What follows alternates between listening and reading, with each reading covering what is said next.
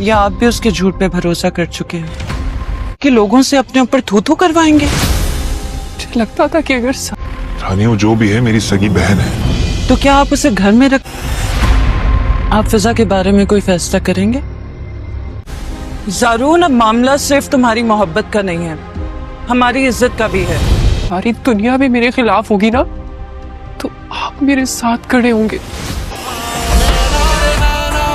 देखो बेटा, drama serial शिकंजा के आने वाली नई एपिसोड में कुछ यूँ दिखाया जाएगा कि फ़िज़ा बेचारी जो है वो किसी न किसी तरीके से अपनी जान बचाकर घर आ जाती है। और यहाँ रानी ने तो इसके लिए एक नया प्लान सोच रखा है। रानी ही ने तो फ़िज़ा की जान इतनी ख़तरे में डाली और रानी को इस कदर हद तक गिर सकती है, ये तो कोई सोच भी नहीं सकता।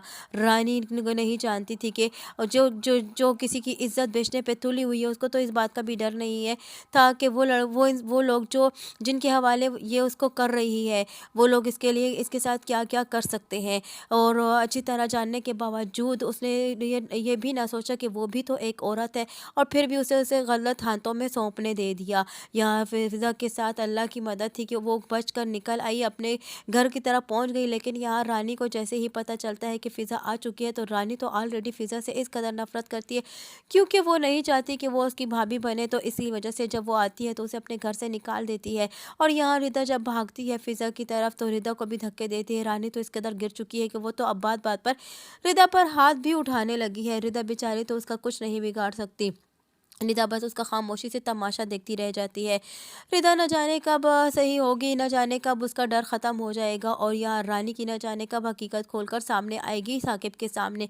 साकिब को तो अभी भी फ़िक्र है सिर्फ़ और सिर्फ रानी की, क्योंकि जब रानी अपना केक हाथों में ही मसल देती है, तो रानी यहाँ फिर साकिब जो है वो यहाँ रिदा से कहता है कि मुझे ना ही फ़िज़ा मिली और ना ही रानी, क्योंकि रानी की को भी मैंने नाराज़ कर दिया है। तो यहाँ रिदा उसे समझाती है कि रानी भाभी को भी ऐसा नहीं करना चाहिए था। एक केक की कीमत और इस हमारी बहन से ज़्यादा तो नहीं है। रानी भाभी ने बिल्कुल गलत किया है, उन्हें ऐसा नहीं करना चाहिए था, क्योंकि फ़िज़ा जो है हमारे लिए ज़्यादा इंपॉर्टेंस रखती है बनिस्बत इस केक के। यहाँ रानी को तो किसी की खुशियों से तो कोई मतलब है ही नहीं, रानी को तो सिर्फ़ और सिर्फ अपनी खुशियों से मतलब है। रानी जो है और ख़ास तौर पे तो फ़िज़ा की दुश्मन है, और वो चाहती ही नहीं है। जब उसकी हर तरफ से चाल वो नाकाम हो गई थी, तो आखिरकार उसने इतनी बड़ी चाल चली कि राशिद के ज़रिए, राशिद को इस्तेमाल करके उसने फ़िज़ा को किडनैप करवा दिया, और उसके दामन को दागदार कर दिया, उसके कैरियर के ऊपर दाग लगा दिया, बर्बाद कर दिया उसका कैरियर, और उसका फ्यूचर भी तबाह करके रख दिया, और ज़ारून से भी उसको दूर कर दिया है। यहाँ इधर दूसरी जानिब साकिब जो है वो रिदा से जब फ़िज़ा से जब सारी हकीकत पूछता है, तो उसकी बात पर यकीन कर लेता है। लेकिन जो है रानी की एक ही ज़िद है, वो साकिब से यही कहती है कि तुम फ़िज़ा के मामले में कोई भी राय ले लो, क्योंकि मैं ऐसी लड़की को अपने घर में हरगिज़ नहीं रखूँगी। और अब वो इस बात को साबित करने पर भी तुली हुई है, क्योंकि ये बात तो यहीं यहाँ पर कर खुल जाती है कि जब रानी जो है वो ये सोचती है कि फ़िज़ा ने मेरे मकाम खड़ा होने की कोशिश की थी, और जो भी मेरे मकाम तक पहुँचने की कोशिश करता है तो मैं उसे इसी तरह गिरा देती हूँ। ये मेरे मायके पर राज नहीं कर सकती। न जाने ज़ारून की ज़िंदगी को तबाह करने में कितना और इसका हाथ होगा, और क्या कुछ करने वाली है। ज़ारून की खुशी जो उसकी फ़िज़ा में थी, उसने उसकी खुशी भी लूट ली है। ये तो सच है कि जब इंसान की जब जुल्म पर की हद पार कर देता है, तो आखिरकार उसकी जो है वो डोर खींची ही जाती है। और यहाँ फ़िज़ा की लेकर रानी को न जाने कब सज़ा मिलेगी, फ़िज़ा और बल्कि रिदा दोनों को लेकर रानी को न जाने कब सज़ा मिलेगी। यहाँ साकिब मजबूर है, वो कुछ नहीं कह सकता रानी से, क्योंकि रानी के ही घर पर तो वो रह रहा और रानी के एहसानात के नीचे दब चुका है, क्योंकि वो रानी को खफा नहीं कर सकता। और इतना जानता है कि रानी एक जज्बाती लड़की है, लेकिन ये नहीं जानता कि रानी इस हद तक भी घिर सकती है। और इधर दूसरी जानिब जब ज़ारून और उसके घर वालों को पता चलता है कि फ़िज़ा आ गई है घर वापस, तो जब उसके घर वाले जब सब सामने आ जाएंगे, तो उस पर भी उंगली उठने लगेंगी। तो यहाँ फ़िज़ा को ज़ारून भी कोई ऐसी बात करेगा जिससे फ़िज़ा को बहुत बुरा लगेगा, और फ़िज़ा ज़ारून से यही कहेगी कि अब मैंने यही सोचा था कि जब मेरा कोई साथ दे ना दे, लेकिन आप मेरा साथ ज़रूर देंगे, मुझे आपसे ये उम्मीद नहीं थी। लेकिन यहाँ ज़ारून जो है वो खामोश हो जाता है, लेकिन दिल ही दिल में ज़ारून जो है वो फ़िज़ा पर भी यकीन रखता है, क्योंकि उसे जानता है कि फ़िज़ा उसी से मोहब्बत करती है, और सच्ची मोहब्बत जो है हमेशा सामने नज़र आ ही जाती है। और यहाँ ज़ारून जो है फ़िलहाल सोच में पड़ चुका है, लेकिन अब यहाँ ज़ारून की हाँ ना या यकीन रखना कोई मायने नहीं रखता, क्योंकि यहाँ जो है अब बात आ चुकी है डैड पर, क्योंकि अब डैड ये फैसला कर चुके हैं कि फ़िज़ा किसी सूरत हमारे घर की बहू बन ही नहीं सकती और ना ही अब वो इस काबिल है कि वो हमारे घर की बहू बने, क्योंकि अगर फ़िज़ा इस घर में बहू बनकर आ जाती है तो यह हमारे ख़ानदान को की बदनामी भी होगी। और यहाँ रानी भी अब और मज़ीद इस बात को बढ़ावा देती है और ज़ारून से कहती है कि यहाँ अब बात तुम्हारी मोहब्बत की नहीं बल्कि हमारे ख़ानदान की इज़्ज़त की भी आ चुकी है।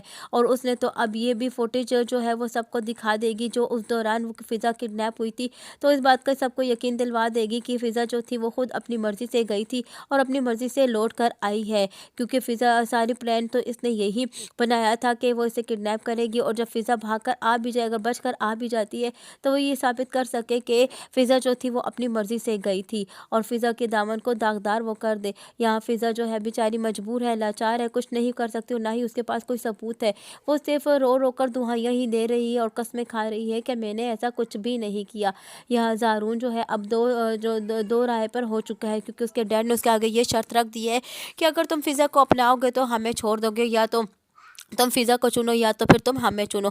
अब ज़ारून को तो कोई रास्ता नज़र ही नहीं आएगा और अब न जाने वो कौन सा रास्ता चुनने वाला है।